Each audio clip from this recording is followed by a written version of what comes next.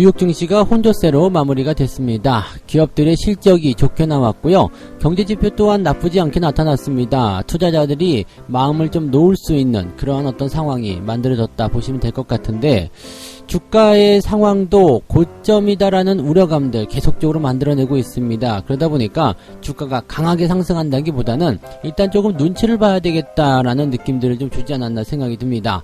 미국 증시 상황들 자세하게 알아보도록 하겠습니다. 코스피의 거래대금이 10조 원이 깨질 것 같다라는 우려감이 나타나고 있습니다. 일단 시장은 거래대금이 많아야지만이 활성화된다, 또 주가가 더 올라간다, 이런 식의 느낌들을 받게 되는데요. 거래대금이 자꾸 줄어들고 있습니다. 이 부분은 아무래도 이제 개인 투자자들의 참여가 좀 줄어들기 때문인 것 같은데, 자, 왜 이렇게 계속 거래대금이 줄어들고 있는지, 또 그 배경은 어디에 있는지 알아보도록 하겠습니다. 코스닥이 다시 1000포인트를 하회하는 모습을 보여주면서 우려감이 커지고 있습니다. 자, 그 배경에는 2차 전지가 급락했기 때문이다 라고 되어 있습니다. 2차 전지 관련 소재주라고 봐야 되겠죠. 자, 시총 상위로 일제히 올라갔었던 2차 전지 관련 소재 부품 기업들이 급락한 배경은 어디에 있는지, 또 이 기업들의 조정은 일시적일 것인지 아니면 다시 상승하는 모습을 보여줄 것인지, 추세가 이탈할 것인지, 여기에 대한 부분도 궁금증을 낳고 있습니다. 자, 무너진 천스닥과 2차 전지의 급락 배경에 대해서 같이 알아보도록 하겠습니다.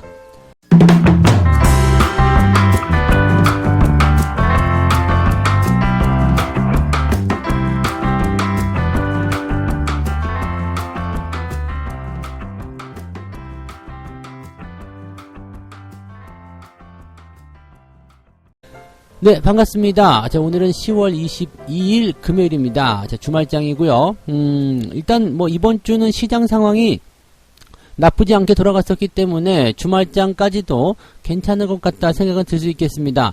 다만 이제 뭐 우리나라 증시 같은 경우도 단기 상승 이후에 조정의 양상을 조금씩 보여주고 있어서, 자, 계속 조정이 나올 것인가 아니면 더 치고 올라갈 것인가에 대한 궁금증이 나타나고 있습니다. 아무래도 시총 상위권 종목에서 약간씩 흔들리는 모습이 좀 있었기 때문에 거기에 대한 부담감이 아니었을까 생각되기도 하는데요. 자, 뭐 단기 상승 이후에 들어오는 단기 조정, 이런 부분들은 자연스러운 과정이기 때문에 일단은 인정하고 넘어가자, 이렇게 말씀을 좀 드려볼 수는 있을 것 같습니다. 자, 미국 증시 상황들 어떤 식으로 돌아가고 있는지도 같이 알아보도록 합니다. 다우지수는 마이너스 0.02% 하락으로 마무리가 좀 됐고요. 나스닥은 플러스 0.62%로 상승 마감이 됐습니다. 내용은 혼조세 보여주는 모습이지만 일단은 중간 과정이 굉장히 좋습니다. 둘 다 하락 출발을 했어요. 다우지수, 나스닥 모두 하락 출발했습니다만 장 초반 그리고 장 중반 지나가면서 약간 주춤거리긴 했습니다만 장 막판 시점에서 끌어올려지는 그런 형태의 모습 보여줬죠. 다우지수는 낙폭을 계속 키우다가 1시 넘어서면서부터 시장이 안정화되는 모습이었고요. 거의 보합 수준까지 끌어올려집니다. 나스닥 같은 경우도 하락 출발 이후에 장 중반까지는 주춤거리는 모습이었습니다만 장 막판에 끌어올려지는 모습으로 마무리가 됐습니다. 자, 이런 형태의 모습은 굉장히 긍정적이라고 말씀드렸죠.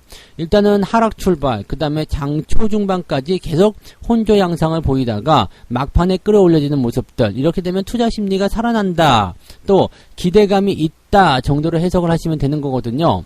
장 중반에 어떤 식으로 변화가 나타나든 그건 별로 중요하지 않다고 그랬죠. 마감 시점에서 끌어올려지게 된다면 시장에 대한 기대감 여전하다, 또는 그 다음날 거래되는 그 다음 거래에 대한 그런 기대감도 같이 높아진다 정도로 생각하셔도 됩니다. 자, 그렇기 때문에 지금 미국 시장 상황들은 괜찮구나 라고 우리가 안심하고 시장을 바라봐도 괜찮다는 얘기죠. 비록 결과치는 혼조세지만 내용은 상승 흐름이었다라고 보셔도 될 것 같습니다. 재료를 한번 살펴볼게요. 기업들의 실적이 긍정적으로 나왔다. 이제는 뭐 별로 놀랍지도 않지만 어닝 서프라이즈. 지금 뭐 3분기 실적이 안 좋게 나올 것이다 라는 배경에는 델타 변이의 확산, 공급망 차질, 인플레이션에 대한 우려, 이런 것들 때문에 기업들 실적이 좀 다운될 것입니다 라는 얘기들이 나왔었단 말이죠. 그런데 뚜껑을 열어보니까 예상보다 타격이 크지 않다, 이렇게 얘기가 나옵니다. 우려했었던 부분들이 있었지만 실질적으로 열어보니까 우려가 아니다 이런 얘기죠. 예를 들어서 보너스를 100만원 받기로 했었는데 회사 상황이 어려워서 70만원만 준대요. 그래서 아예 기분이 좀 나빴는데 실제로 받고 나서 보니까 120만원이 들어온 거야. 야, 이렇게 되면 어떻게 돼요? 기분이 더 째지겠죠. 자, 이런 식의 기업 실적이라고 보시면 될 것 같아요. 자, 지금 S&P 500 지수에 상장된 기업들이 실적을 80개 정도 발표를 했는데 이 중에 80%의 기업이 예상치를 웃돌았다. 즉 어닝 서프라이즈. 자, 이렇게 된다라면 예상치를 웃돌았다는 거 하나만으로도 기대감을 보여줄 수 있겠고요. 또 그 다음에 기업들의 실적이 꾸준하게 증가할 수 있다라는 거. 왜냐하면 4분기가 되면 또 소비주들에 대한 패턴들이 나타나게 되고요. 연말 시즌이잖아요. 기업들의 실적이 또 크게 증가하는 하나의 포지션이 좀 나올 수 있습니다. 자, 이러다 보니까 긍정적인 상황들이 만들어지게 되는 거고요. 또 테슬라가 지금 어닝을 발표하게 됐는데 사상 최대 분기 실적을 발표했다. 주가는 3% 정도 올라갔는데 900슬라가 됐죠. 네, 그러면서 목표 주가가 $1000에서 $1100로 상향 조정이 됩니다. 그래서 야, 이렇게 된다면 대단하다라는 생각이 좀 들 수도 있을 것 같습니다. $900를 넘어가는 이런 테슬라의 행보 어디까지 갈 것인가. 자, 지금 $900에서 $1000, $1100 이 정도면은 목표 주가가 멀리 있지 않습니다. 그렇다면 한 번 정도 또 찍어주겠구나. 역사적인 순간을 또 만들어주겠구나. 이런 정도의 느낌은 가질 수 있을 것 같아요. 그러면 $1000 한번 찍어주는 그런 형태. 야, 테슬라 어마어마하게 많이 성장하네요. 어쨌든 이렇게 기업들의 실적이 계속적으로 좋아지는 그런 상황 속에서 기업들의 주가가 올라가게 되고 시장 자체의 포지션들이 긍정적으로 만들어지는 것은 어떻게 보면 당연한 거 아니겠느냐 이렇게 볼 수가 있겠죠. 자, 여기까지는 이제 기업 실적에 대한 부분들 우리가 다 알고 있었던 내용이고요. 경제지표 같은 건 어떻게 됐을까요? 실업수당 청구 건수 이게 사실은 예상치가 별로 안 좋았어요. 그런데 지금 29만 명으로 집계가 됐습니다. 지난주보다도 6,000명 감소했어요. 그러다 보니까 팬데믹 이후에 최저 수준을 경신을 했다. 자, 20만 명대만 들어와도 일단은 괜찮아졌다라고 볼 수 있겠는데 29만 명. 어떻게 보면 근데 다음 주가 또 부담될 수 있겠죠. 더 줄어들 것이냐 이런 얘기가 되는데 다음 주에 더 줄어들게 되면 28만 명대로 떨어지는 거 아닙니까? 그러면 야, 이 정도면 이제 끝났다라고 볼 수 있지 않을까라고 생각할 수도 있겠는데 어쨌든 뭐 고용지표라든지 이런 부분들이 또 좋아지고 있다라고 판단해 볼 수 있는 내용이 되겠죠. 인플레이션 계속 우려감이 있고 고용지표가 좋아진다. 자, 이러면은 금리 인상의 속도가 더 빨라질 수 있다라고 될 수가 있겠죠. 뭐 시장에서는 일단은 내년도 9월에 금리 인상을 그동안 70%대로 봤는데 이제는 80%대로 올려서 예상치를 높여잡고 있습니다. 그래서 금리 인상이 조금 더 가까워지고 있다. 자, 그러다 보니까 뭐 은행주, 금융주들 상승하는 모습들이 더 가팔라질 수도 있겠다. 이 생각이 좀 들기도 하네요. 뭐 금융 섹터들은 이번에 배당도 같이 챙겨주기 때문에 국내 증시에서도 영향을 주지 않을까 생각되기도 하고요. 자, 어쨌건 네, 미국의 이런 주간 실업수당 청구 건수가 좋아졌어요. 경제지표 좋아진 거죠. 자, 그리고 지금 보면은 이제 제조업 지표 같은 경우는 조금 둔화되는 모습입니다. 필라델피아 쪽에 보시면 23.8, 일단 전망치가 24.5였어요. 그 다음에 전달에는 30.7, 제조업이 약간 둔화되었다라는 부분들 볼 수 있겠는데 이런 것들은 이제 공급망이라든지 뭐 인플레이션 이런 그 기초적인 어떤 부담감들이 작용했을 것이다라고 보시면 되겠습니다. 뭐 당장은 뭐 큰 문제는 없습니다. 어차피 0을 기준으로 해서 상황을 보는 것이기 때문에 계속 확장된다기보다도 오르고 내리고 하는 수준을 보여주는 것은 당연한 부분이 되겠다 보시면 되겠죠. 다만 이제 제조업 경기가 조금 주춤거렸다는 것은 시장에 대한 어떤 부담감들을 좀 줄 수 있는 내용이라서 좋은 소식은 아니었다라고 보시면 될 것 같습니다. 자, 그렇다면 여기서 우리가 한번 생각해 봅시다. 미국 증시가 혼조세를 보였어요. 고점에 대한 논란이 좀 있습니다. 하지만 기업의 실적이 좋고요. 그 다음에 고용지표 좋아졌어요. 물론 제조업 같은 경우는 약간 주춤하는 모습 보여줬지만 미국은 제조업이 근간도 아니고요. 서비스 쪽이죠. 그 다음에 이 부분도 제조업 같은 경우는 여전히 확장세를 일단 유지하고 있다라는 거. 이것만 놓고 보신다라면 시장에 대한 걱정거리가 있을까요? 없을까요? 그 단기 고점에 대한 차익 실현은 언제든지 나올 수 있는 부분이기 때문에 시장 전반적으로 기본이 되는 상황에서는 부담될 내용이 별로 없다는 얘기가 되겠습니다. 어떻게 본다면 시장은 신고가 흐름, 랠리를 계속 해 나가는 것이 당연한 거 아니겠느냐라고 볼 수가 있는 내용이 되겠습니다. 참고하시면 좋겠네요. 자, 두 번째 이야기 넘어가 보도록 합니다. 동학개미가 힘이 다 빠졌대요. 이런 얘기. 코스피의 하루 거래 대금이 10조 원이 깨질 것인가. 자, 동학개미를 우습게 보면은 안 된다는 얘기. 개인 투자자들 자꾸 무시하고 외국인들한테만 공매도 주고 기관들한테만 이렇게 으쌰으쌰 해주고 개인들 찬밥 신세하면 안 된다는 이야기죠.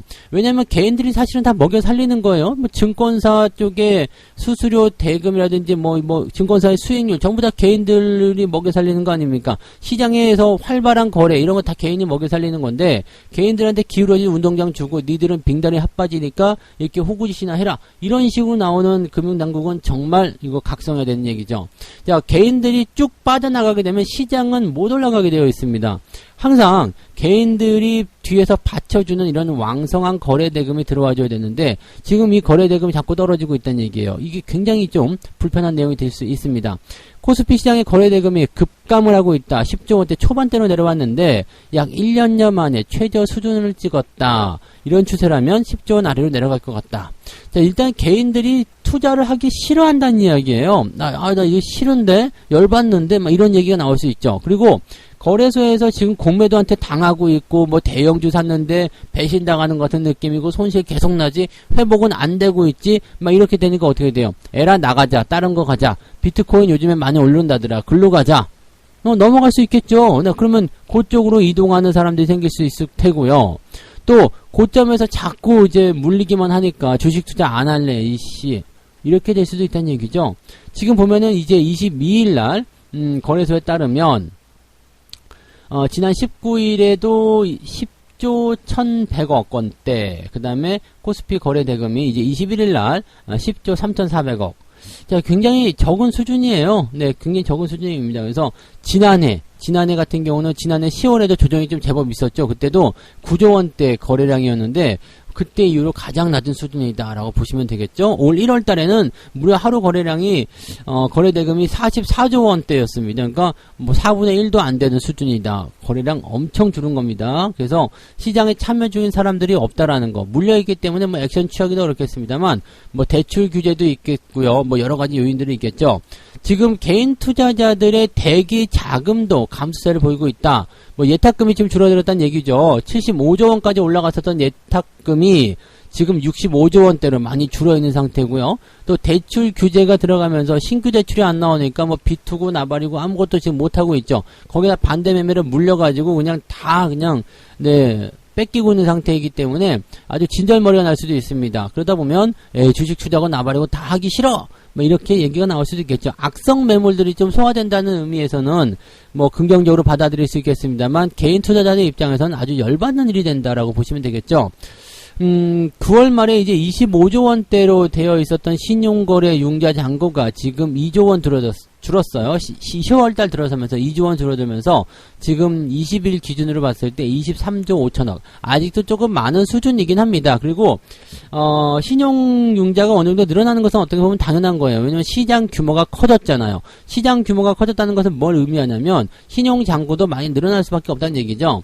그러니까 작년도 시점에서 시장이 1500포인트 이 정도 왔다리 갔다리 할 때 신용잔고가 9조 원대 막 이랬단 말이에요. 근데 거기에 2배 정도 늘어났으니까 지금은 한 18조에서 19조, 20조 원 뭐 하단 정도를 기록하시면 될 것 같다. 이렇게 보시면 되겠죠. 그러면 지금 23조 원, 약간은 높은 수치다. 근데 아직까지는 뭐 크게 부담될 만한 부분은 아니지만 아직은 높다라고 보시면 되겠죠. 시장 규모로 생각하시면 될 것 같아요. 그래서 뭐 신용잔고가 이제 20조 원 높다. 옛날에는 뭐 10조 원도 안 됐다. 이렇게 생각하실 건 아니에요. 그때에 대비해서 시장 규모가 커졌기 때문에 신용융자도 커지는 건 당연합니다. 그런데 그 기준치를 오버했느냐 안 했느냐에 대한 부분들이 문제가 될 수 있겠죠. 그래서 신용잔고 20조 원까지는 괜찮아 보이는데 23조는 아직도 여전히 조금 많은 것 같다라는 느낌을 가지시면 되겠죠.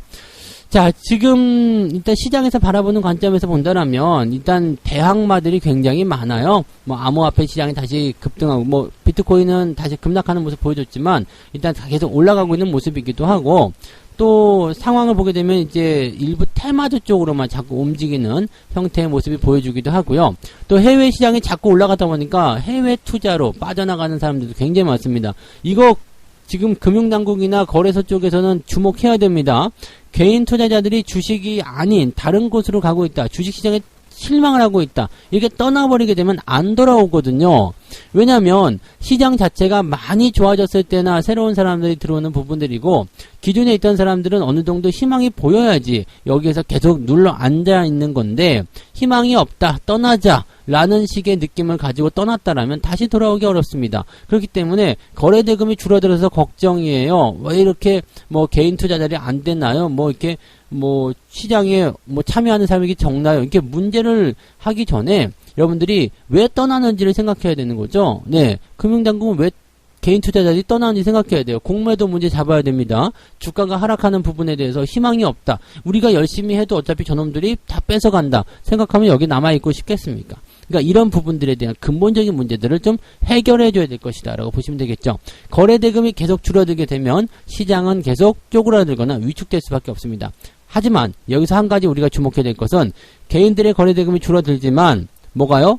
외국인이나 기관들의 매수가 늘어나기 시작한다면 여기서 또 주목해야 됩니다. 개인들을 빼돌리고 개인들을 왕따시킨 다음에 지들이 물량 받아서 올라가는 양아치 짓거리를 또 할 수 있거든요. 하지만 개인들이 양아치 짓거리를 한다고 하더라도 주가가 올라가는 부분이라면 우리는 관심을 가져야 한다. 이렇게 생각하셔야 됩니다. 그래서 그 부분 우리가 좀 잘 참고하시면 좋을 것 같아요. 네.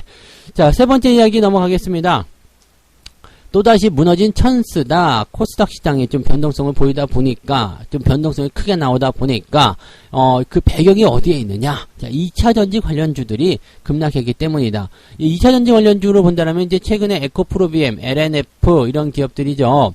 자, 이 기업들이 지금 2차전지 소재 관련주인데 시총 상위로 쭉 들어갔죠. 시총 상위, 코스닥 시총 상위에 에코프로비엠, 그 다음에 LNF, 그리고 천보까지 들어가 있습니다. 이 전부 다 배터리 관련주예요. 그러다 보니까 이쪽에서 이제 시장 강세를 이끌었고 또 코스닥이 강하게 뛰어오를 수 있었던 배경이 좀 됐었는데 조금 안 좋은 소식이 전해졌죠. 지금 테슬라의 배터리 교체 소식이 전해지면서 외국인과 기관의 매도 물량이 쏟아졌다. 자, 근데 이것도 생각해보시면 되게 좀 재미있는 양상이기도 합니다. 에이, 니들이 그럼 그렇지! 라는 얘기를 좀 내릴 수 있을 것 같아요. 이게 이제 시총 상위권 종목이 떨어지면서 코스닥 쪽에 어떤 변동성을 보였고, 뭐 어쩌고저쩌고, 막 그렇게 되고, 유가증가 시장에서도 뭐 LG화학부터 시작해가지고 변동성이 좀 나타나는 그런 상황이 좀 있었잖아요. 그게 이제 전부 다 이제 테슬라 때문인데, 테슬라가 도대체 무슨 말을 했는지 한번 보도록 하죠. 지금 실적 발표를 했잖아요. 그 행사에서 원가 절감을 앞으로 위해서 자사 스탠다드 레인지 모델의 니켈, 코발트, 알루미늄 등 이런 리튬 이온 배터리 대신에 리튬 인산철 배터리를 적용하겠다라고 언급을 했습니다. 이게 무슨 얘기냐면 우리나라는 리튬 이온 배터리예요. 그 다음에 리튬 인산철 이 배터리 같은 경우는 중국의 CATL 그 다음에 BYD 얘네들이 주로 생산하는 그런 배터리입니다. 자, 그렇기 때문에 우리나라 거가 아니란 이야기죠. 지금까지는 뭐 계속 리튬 이온 배터리 썼지만 얘네들 가격이 좀 비싸니까 이제 싸구려 중국산 써야 되겠습니다. 라는 얘기라고 보시면 되는 거겠죠. 그러니까 얘네들 거 중국산 배터리를 사용하겠다라는 전망이 일단 나오고 있기 때문에 그러면 우리 거 일단 수요가 좀 줄어드는 거 아니야? 라는 생각이 나타날 수가 있겠죠. 자, 그렇기 때문에 여기에서 이제 2차전지 관련한 종목군들의 이런 주가 하락이 좀 일어나게 되고 실질적으로 외국인과 기관이 매도를 쳤다라는 얘기가 나오는데 이거 잘 생각해 보세요. 리튬 이온 배터리는 일단 기본적으로 그 프리미엄입니다. 그 다음에 리튬 인산철 배터리 같은 경우는 보급형이라고 보시면 돼요. 고급형과 보급형 이렇게 보시면 되는데 보급형은 일단 주행거리가 짧아요. 네, 주행거리가 짧고 조금 무겁죠. 그래서 조금 이제 그 차체에 좀 부담이 되는 경향이 좀 있습니다. 무거우니까 차는 무겁고 주행거리가 짧으니까 효율성이 떨어지게 되겠죠. 자, 이런 형태인데 자, 보급형이 어쨌든 뭐 쓰는 것은 뭐 상관없겠죠. 근데 우리나라 같은 경우는 리튬 이온 배터리다. 이 부분은 뭐예요? 일단 프리미엄 시장 공략하겠다는 얘기거든요. 그래서 주행거리가 점점 길어지는 거, 좀 더 가벼운 거, 뭐 좀 더 활용성이 좋은 거 이쪽으로 일단 고급차들은 가겠죠. 고급차가 뭐 그냥 주행거리도 얼마 안 나고 무거운 거 쓰진 않을 거 아닙니까? 그러니까 사실 시장에 대한 변화는 크게 바뀌지 않았어요. 뭐 보급형에서 뭐 배터리를 갈아치우든 말든 그건 별로 중요한 게 아니잖아요. 우리가 노렸던 프리미엄 쪽으로 그냥 보시면 되는데 문제는 뭐냐면 이 이야기를 가지고 뭘 했냐면 얘네들이 팔았다는 이야기지. 외국인과 기관들이 팔았다는 이야기입니다. 이게 굉장히 중요한 포인트예요. 자, 많이 올라갔기 때문에 차익 실현을 하긴 해야 되겠는데 무슨 핑계거리가 없나라고 찾고 있었던 부분이겠죠. 그런 상황에서 자, 배터리 바꾼다고 오케이 잘 됐어. 차익 실현 좀 들어가자 라고 상황들이 만들어졌다는 이야기가 되는 겁니다. 외국인과 기관들 입장에서는 그동안 계속 올라왔으니까 돈 많이 벌었는데 팔아먹을 수 있는 건수만 있으면 좋겠다 생각을 했을 거 아니에요. 그런데 지금이 너무 좋은 그런 타이밍을 만들어주게 된 거죠. 그래서 많이 올라간 종목들에 대한 부분들은 언제고 이런 차익 실현에 대한 건수가 나타나게 되면 부담을 가져야 된다고 보시면 되겠습니다. 그리고 많이 올라간 종목 따라서 들어가게 되면 항상 이렇게 배신을 당하는 일들이 벌어지게 된다 이 얘기죠. 뭐 그냥 걱정하지 않아도 되는 그런 거리인데 수급이 일단은 도망쳐 나와요. 외국인과 기관들이 매도를 치기 때문에 거기서 부담감이 생길 수 있다는 얘기가 되는 거겠죠. 자, 지금 이 배터리 관련주들 같은 경우는 단기적 조정이 계속 연결될 것인지 아닌지에 따라서 추세의 이탈까지도 고민을 해야 됩니다. 그냥 단기적 해프닝을 끝나서 다시 올라갈 수 있다라면 상관이 없겠죠. 왜냐면 뭐 리튬이온 배터리는 이제 프리미엄 시장 공략 이기 때문에 뭐 기업들이 그게 크게 충격받을 일은 없다 이렇게 말할 수 있겠지만 실질적으로 외국인이나 기관들이 계속 팔아치운다라면 영향을 안 받을 수가 없겠죠. 계속 때리는데 어떻게 안 아플 수가 있겠어요. 그죠? 그런 내용들 참고하셔야 됩니다. 그래서 지금 일단은 신규 매수를 생각하시는 분들은 들어가시면 안 되겠죠. 그리고 위쪽에서 이제 어느 정도 차익 실현 고려하셨던 분들은 외국인이나 기관들의 이런 매매 동향 수급 동향에 좀 주목하시면서 대응을 좀 해주시면 좋을 것 같습니다. 지금 당장은 뭐 큰 영향은 없을 것 같다. 회사 자체에는 큰 영향 없을 것 같다 생각되더라도 주가가 그동안 많이 올라왔던 만큼 차익 실현에 대한 부담감은 생길 수 있다라는 부분을 생각하셔야 되겠습니다. 그러면 자연스럽게 주도주가 다시 바뀔 수 있겠죠. 코스닥 같은 경우는 시총 상위 주도주들이 계속해서 바뀌고 있다는 걸 꼭 참고하셔야 되겠습니다. 뭐 바이오 쪽에서 지금 배터리로 넘어갔다가 다시 게임주 쪽으로 넘어가는 그런 형태의 모습 보이고 있으니까 이런 부분도 꼭 참고를 좀 하셔야 될 것 같습니다. 네. 자, 이렇게 해서 오늘 세 가지 이야기 전달을 해드렸습니다. 미국의 기업들이 실제 호조세를 보였지만 고점 우려감 때문에 약간의 주춤거리는 모습이 좀 있었다라는 거 참고하셔야 될 것 같고요. 자, 코스피 거래 대금이 10조 원이 깨질 것 같다. 일단 개인 투자자들을 홀대시했었던 그런 결과가 아닌가 생각되고요. 여기에 대한 조치들이 좀 필요하지 않겠는가 이렇게 판단을 좀 해볼 수도 있겠습니다.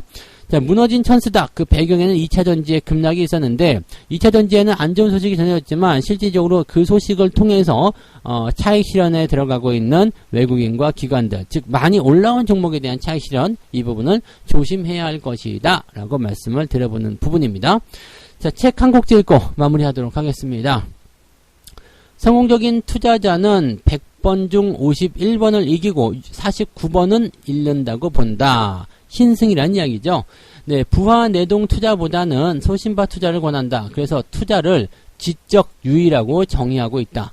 특히 정보에 굉장한 반감을 보이고 있는데 그는 여기서 말하는 이 그는 앙드레 코스톨란이에요. 이 사람은 정보를 말하는 건 털어버릴 주식을 갖고 있거나 또는 수수료를 챙기기 원하는 은행과 브로커의 일이라고 규정했다. 즉 그냥 정보, 시장에서 나오는 정보에 너무 우리가 반응하지 말자. 증권사 리포트에 반응하지 말자라고 얘기하는 거죠. 그래서 앙드레 코스톨란이라는 이 할아버지의 투자 방법을 보게 된다면 꾸준하고 소신 있는 투자 이런 것들을 중요시 해야 한다라는 얘기가 되겠습니다. 여러분들도 여러분들이 가진 주식이 어느 정도의 신뢰를 가지고 있는지 어느 정도 꾸준하게 대응을 하고 계신지 한번 잘 생각해 주셨으면 좋겠습니다. 자, 오늘도 성공투자 이어나가시기 바라고요. 행복한 주말 보내셔야 되겠죠. 오늘도 화이팅 하시기 바랍니다. 저는 장중시장에서 다시 올게요. 고맙습니다.